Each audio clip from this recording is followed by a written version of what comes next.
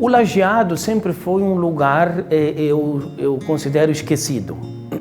Esquecido totalmente. Por vários motivos. Primeiro, o Lajeado nunca se destacou em nada nos tempos antigos. Nós não tivemos escritores, nós não tivemos eclesiásticos, poetas, escultores, ninguém que desse renome ao lugar. Se um lugar não é cantado, historiado, descrito, esculpido, poetizado, esse lugar ele não existe para o mundo. Tudo foi de forma muito, eu volto a dizer, cotidiana. O Lajeado, a pátria dos que moravam aqui naquele tempo, tão distante de tudo, sem informações, nem uma assinatura de jornal. A primeira assinatura de jornal aqui no Lajeado só chegou na década de finalzinho de 40, início de 50, quer dizer, pátria, o país do imigrante, e eu falo aqui especificamente, é a gleba de terra, ali ele tinha o que precisava para viver, os seus pensamentos estavam circunscritos àquilo, e claro, a sua comunidade, a igreja, o cemitério, a escola, enfim, toda essa outra parte que fazia parte da vida social, mas circunscrita à própria comunidade, de modo que não verificamos com casamentos e a proximidade, eu acho que não seria o caso, mas dos tiroleses daqui com alemães de Guabiruba. Eles faziam tudo a pé, iam a Brusque a pé, voltavam, transitavam então em meio a essas linhas alemãs. Não acontecia, quer dizer, o nosso mundo, a nossa vida. E por isso eu acho a pacateza, a simplicidade, a pobreza de todas as coisas, seja no vestuário, na arquitetura, na alimentação e também no pensamento. Então, o nosso povo daqui também tem um pensamento, eu penso muito tacanho, muito pequeno, e eu me incluo. Por quê? Acho que as montanhas limitam o nosso pensamento. As famílias foram nascendo, os filhos, os netos. Dava para ver que eles se acostumaram com o lugar e viviam, pareciam que um pouco de alegria a mais eles tinham. Quando eu era pequeno, eu costumava muito ir passear na casa dos vizinhos, lá para fora, nós chamava filó, passear na casa do vizinho à noite, geralmente. A gente brincava de boneca e essas coisas, mas as bonecas da gente era tijolo, tá? Não tinha nada de boneca, tá? A gente se reunia no final de semana, eu e as minhas irmãs, a gente pegava um tijolo para cada uma e pegava aquelas coisas de banana, assim, do coração da banana, que era tipo assim, como se fosse panelinha, a gente fazia comida, né? A gente brincava a tarde toda e fazia de conta que a gente tratava os filhos da gente, que eram as bonecas, né? Porque nós não podíamos sair, o pai não deixava nós sair, né? Então nós ficava em casa, olha, até uns 13, 14 anos, as nossas brincadeiras é isso dali.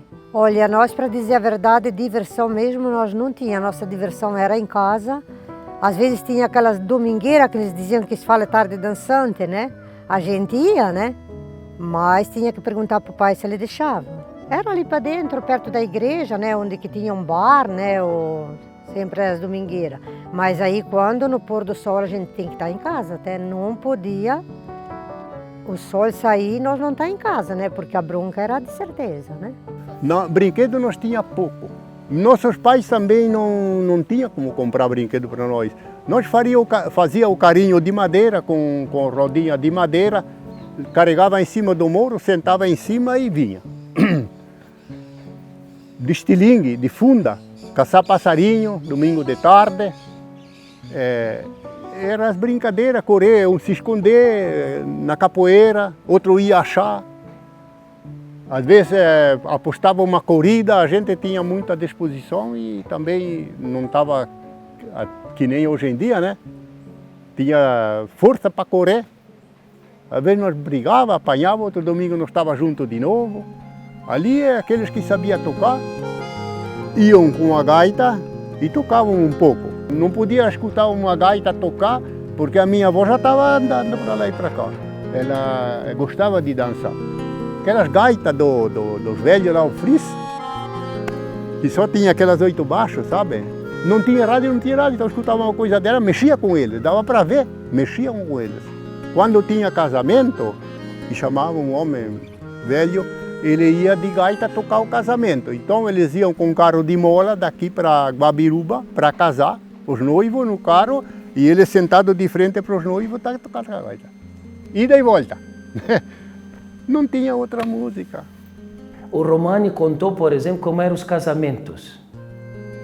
Né? Porque a gente tem, os casamentos era com carro de mola e fazia uma festa, e nada disso. Os primeiros casamentos, os imigrantes, eles primeiro precisavam saber quando o padre estava à disposição. Havia essa comunicação pelo sacristão. E também quando ele visitava a igreja. Ele fazia a visita, vinha a cavalo e deixava prevista, não fixa, a data da próxima visita. Era uma vez ao ano. Mas os casamentos eram na matriz de Brusque. E o casal ia um dia antes ou durante a madrugada e esperava em qualquer lugar para chegar.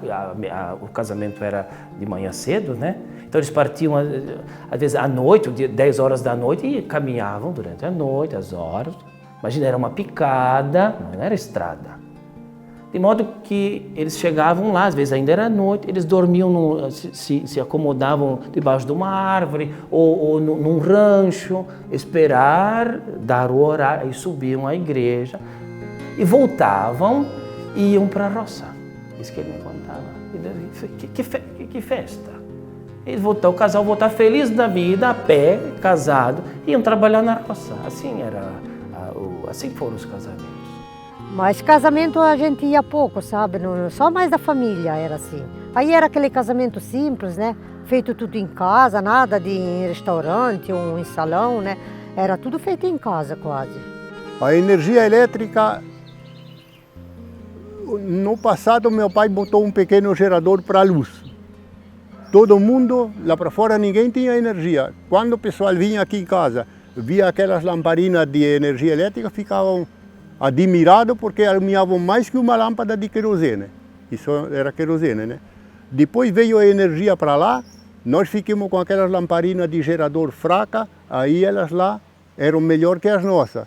E depois, com o futuro, veio a energia para cá também. A vida sem energia, a gente estava acostumado. Quando meu pai comprou o primeiro rádio, era um rádio que era tocado com aquele gerador, um rádio grande de válvula, não tinha pilha naquela época.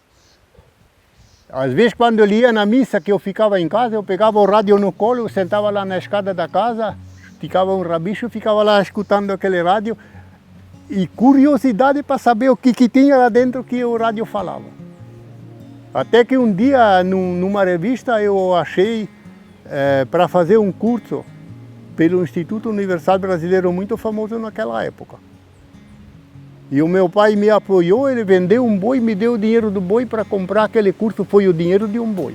Me lembro sempre. O jogo que nós tínhamos mais que jogava à noite, às vezes, era o dominó. E o jogo da mora, que é muito jogado em italiano, eu não sei jogar, eu vi pouco jogar. Já vi jogar, mas eu não sei.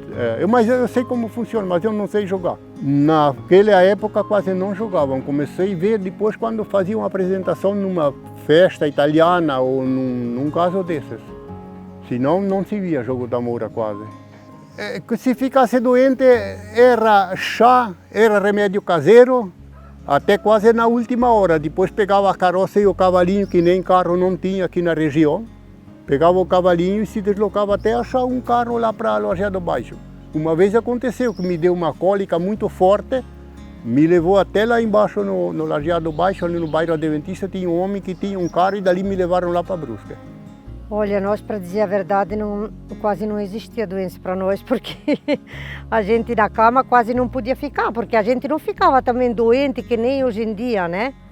Eu sei que uma vez eu cheguei a me machucar 2 vezes, mas não tinha nada isso de te levar no médico, tu tinha que deitar ali, ficar ali, esperar tu sarar. Nós era a base do chá e se curava em casa assim mesmo, né? Na gripe não ficava na cama. Isso se tinha sol, se tinha chuva, se era o dia do fumo na roça, nós tínhamos aqui a mesma coisa. Pé descalço, tá? Dias frios, geada, com os pés no chão, né? Que isso ficava, sabe, durinho o pé, né? Mas isso era a vida da gente, né? Olha, o que ficou melhor hoje em dia para a gente é o conhecimento que a gente tem no dia a dia, que a gente aprende, né? O aprendizado que a gente teve, né? Que a gente aprendeu muitas coisas boas, né? Mas eu tenho muita saudade do tempo que eu era criança, que eu era até pelo menos até os 14, 15 anos, que a gente brincava com uma inocência, né? De criança, né?